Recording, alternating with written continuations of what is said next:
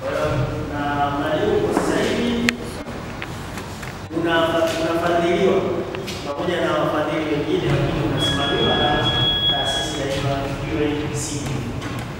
Yeye ndio mdau mkuu kwenye huu mradi, akiambatana na wafadhili wengine. Mfano kuna financiers wa huu mradi, lakini pia kuna kazi yake kubwa ya UNCD ni kusupport hizi initiatives, lakini pia ina provide performance based climate resilience grant. Tofauti na miradi mingine, mradi huu nafikiri kulikuwa na ile miradi ya elimu kwamba unalipwa kutokana na matokeo. Nakumbuka na huu ndio hivyo, kwamba unapewa seed fund investment, ukiperform vizuri wanakuja kukuongezea tena. Na lengo lake ni kwamba wanataka wayaone matokeo ya hata aina ya miradi ambayo inakuwa design mingi ni short term. Ndani ya mwaka mmoja ukipata fedha, tumia ziishe, mradi unakaa. Ukifanikiwa kufikia kigezo, wakati unapata tena kiazilisia pale ambapo pia wanatoa technical support ikiwemo pamoja na shughuli hizi za uendeshaji wa SMZ strategic programs na mambo mengi ambayo wanasaidia. Sasa sisi kama Chuo cha Mipango pia tuna role ya kuplay kwenye mradi, na role yetu kubwa sisi ni engage as a technical partner kwenye masuala ya ufundi, na sisi kwa engage kusaidia utekelezaji wa mradi wao. Tunasaidia katika kufanya tathmini ya mradi na unaotekelezwa na kuhakikisha kwamba shughuli za masuala ya mabadiliko ya tabia nchi pamoja na shughuli zake zinakuwa ni sahihi. Tukiongelea mambo ya mabadiliko ya tabia nchi, nafikiri tunafahamu kuna masuala ya ukame na masuala ya nini ya mafuriko. Sasa ukame, kuzungumzia ukame sio story tu, nyuma yake kuna statistics. Tunafahamu kuna takwimu kwamba ukisema mvua imeongezeka, lazima utuambie imeongezeka kwa kiasi gani au imepungua kwa kiasi gani. Sasa kwenye issue za technique, mfano matumizi ya picha za satellite ya pia sisi tunapokea vizuri sana. Kwa nini tunafanya situation analysis? Kwanza tunaona ni muhimu kabla hatujaendelea au hatujaenda kutekeleza mpango mwingine, kabla hatujajua kwanza tumefanya fanyaje. Na mimi naweza kusema unaleta kitu kipya sana, kumbe watu walishakifanyia kazi, waliona matokeo yake, wengine wana sababu kwa nini hawajafanya na vitu kama hivyo, si ndio? Kwa hiyo tunaona ni muhimu pia tupitie hizi ESP ya mwaka 21, 22 ambayo inaishia mwaka ujao 26, 28, si ndio? Tukaipitia ili kuangalia overall performance tuliyoyapanga tumeyatekeleza au yanatekelezeka. Kama unaweza kupanga kitu baadaye ukashindwa kufanyaje kutekeleza kitu kama hicho, tunaweza kusaidia baadaye uamue niendelee na mpango huu au. Kwa hiyo tumefanya hiyo pia kwa ajili ya kusaidia kupata evidence based foundation.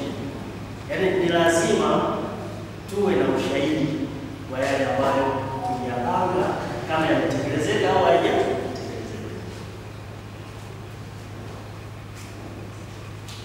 Sasa malengo makuu, objective ya situation analysis ya kwanza ni evaluate performance. Mipango yote tulikuwa tunatarajia ifike 100%, kwamba sisi tumepanga katika kipindi hiki cha miaka 5 kwa masuala ya elimu, watoto wote wana laptop. Ile target ile ina maana tuliwekea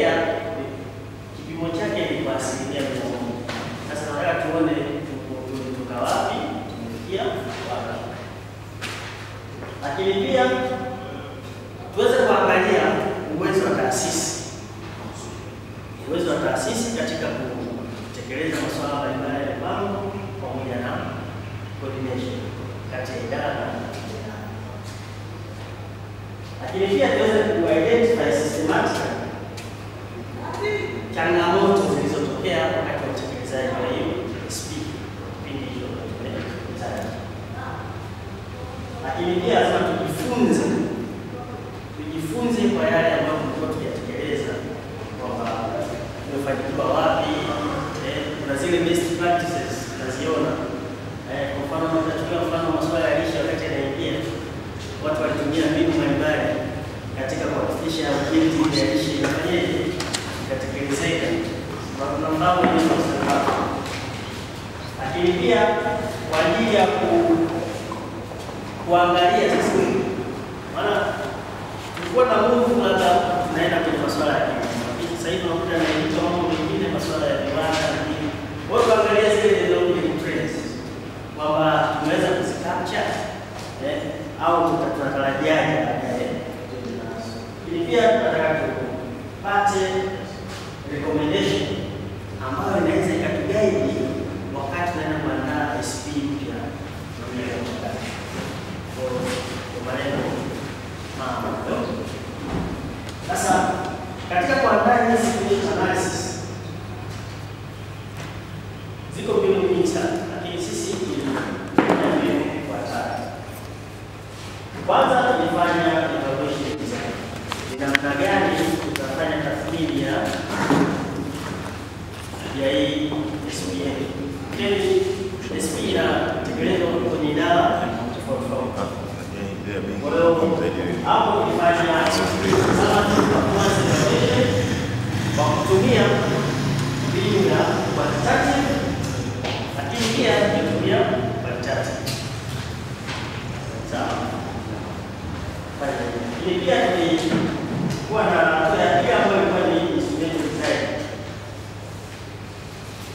Kupresent jambo, mfano wanaofanya utafiti wanafahamu namna anavyozungumzia, kila mtu ana mawazo yake, sivyo? Kwa lazima tutafute lugha moja ambayo tukisema kila mtu ataelewa, sivyo? Ukiwa na mawazo tofauti ya dokumenti utazisikia kama ni kelele. Kwa hiyo tukatafuta namna bora ya standardized data collection package, sivyo? Kwamba tupate taarifa ambazo zimekuwa standardized. Lakini pia tukaikuli structured tools, kwa mfano matumizi ya web document au Excel kwa ajili ya kufanya calculation, ambazo zote hizi zilisambazwa kwenye idara na vitengo na units na departments na division na units zetu. Lakini pia tunafanya data collection ambapo tunatumia approach ya census approach, ambapo hizo division na units zilisubmit kila mmoja kwa namna anavyoona, sio? Lakini pia tunafanya data analysis. Analysis ambayo ni for performance assessment model tunaki. Lakini maswali ambayo ni hapa kwamba tunachukua attainment score ile mission ambayo tutagawanya kwa actual value na kuzidisha kwa moja. Hata ile mathematics usijali sana kuhusiana na hizo maana.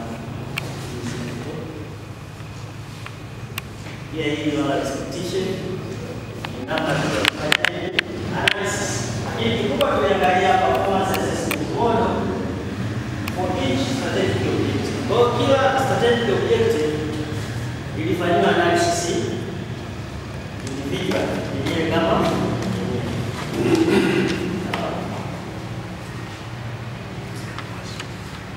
wakati tunafanya hivyo pia lazima turate kila unapoweka performance unairate kwamba okay, tunapata 100%, sio tunasemaga safi sana na mwalimu anaweza kufikia na nini. Kwa hiyo tuliweka kwenye makundi haya. Kundi la kwanza ilikuwa ni wastani kati ya alama 90 mpaka 100, ambayo yenyewe tuliita ni kwamba ni excellent, kwamba tuliashumu akifikia kwa level hiyo kwamba malengo yote yamefanyaje, yametimizwa. Lakini pia tulikuwa na kundi la pili ambayo ilikuwa ni 80 mpaka 89. Hapa tulieleza kwamba yaani project ikifikia hatua hii inafanya very good. Kwa kiwango kikubwa ameweza kuachieve yale aliyofanyaje, aliyoshirikisha. Na pia tulikuwa na kundi la 70 mpaka 79 ambayo ilikuwa ni good au mafanikio yake yalikuwa ni model ya wastani. Pia tulikuwa na kundi la 60 mpaka 69 ambao tunasema ni fair. Na hatua ya mwisho kwamba ukiperform chini ya 60 maana yake bado kuna long way to go, bado tunatakiwa kujitahidi tuweze kupandisha alama zetu zaidi. Baada ya kufanya zile analysis na tutazipama kutokana na makundi ya magari. Kwa hiyo kila objective iliyokuwa ilikuwa rated. Kwa hiyo baadaye pia ilitumika kutafuta ile overall nini. Sasa kitengo ambacho kilikuwa kimetuma kazi yake kwa na kitengo inaitwa governance and administration, ambayo kwa wake anakuwa ni nani? Ni wasimamizi. Inaitwa kupata. Hayo inaitwa inabida sasa. Kwa hiyo nafikiri wakati tunafanya hizo pia tunaomba haya mambo tufanyeje? Wakati tunaweka standardized, sisi tulichukua zile idara zile za kipekee. Sio? Nafikiri pia ni eneo ambalo tunataka lakini pia kwenye kitengo cha kilimo kiangalia wadau wao, sekta ya maendeleo ya jamii, development, sekta ya elimu, miundombinu, engineers bado yuko. Si yuko bado halmashauri. Na kipindi walichukua watu ila sasa hivi wamestabilize pia. Lakini pia kuna kitengo cha asili. Nafikiri imeunganishwa sasa hivi. Maliasili pia tunaangalia issue ya competence. Kwamba katika issue ya technical na mimi wote tunakubali kwa vigezo vya kiutumishi vya kumwajiri mtumishi wote tunafanyaje? Hiyo pia ni strength. Lakini pia mashirikiano yenu pamoja na taasisi zingine wasa wako ndani ya matembele au wanajitegemea kila siku ni mtoto wenu, si ndio? Kwa hiyo taasisi kama TANESCO, TARI, NGOs uwepo tu ya yale mashirikiano pia ni strength. Na pia mnaweza kuendelea kuyaboresha zaidi. Mfano kwenye mradi wa irrigation sikuna ujenzi wa miundombinu na mwingine hata anaingilia TARURA au TANROADS wamejenga sana makarabati ya shirikiano. Changamoto ni ndogo ndogo. Mfano ni financial autonomy na independence of transfer activities. Ile miradi ya maendeleo mengi bado karibu hatujapata uwezo wa kutekeleza wenyewe. Sio? Hiyo ni weakness ambao unaweza kujua viwanda vidogo na hasa hii fursa ya kuongezeka viwanda. Wote tumekaa hapa tukiwa na amani kabisa. Sio? Pia ni fursa hiyo. Fursa. Amani jamani nini? Ni fursa. Ndogo ndogo zilizopo ni kwa kutayarisha budget. Mara nyingi huwa tunakusanya kwanza tufanyeje? Tuna maono makubwa sana. Ila tunategemea makusanyo tunataka tufanyeje? Katumie. Pia tunakuwa na rotation ya kama moja. Ikija agizo tukilidata tunalo hilo. Kama tulikuwa na mambo yetu tunafanya sema ya tufanyeje? Subiri kwanza tuende kwenye madawati. Sio? Ona na mwingine ni kama tunaomba ya pasifu ya maagizo. Lakini pia kuna internet connection na nini kama hiyo. Kwamba tunakuta overall performance ya 80%. Kwa hiyo ilikuwa na master nzuri na ilikuwa strong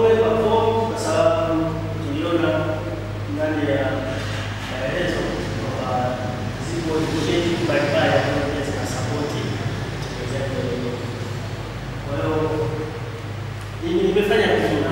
Katika hii project kulikuwa na targets kama 7 ambazo zilikuwa zimeelezwa bado kutoka kwenye target ya kwanza ilikuwa ni mambo ya testing na counseling, na pili walifunza watu wa afya. Mambo ya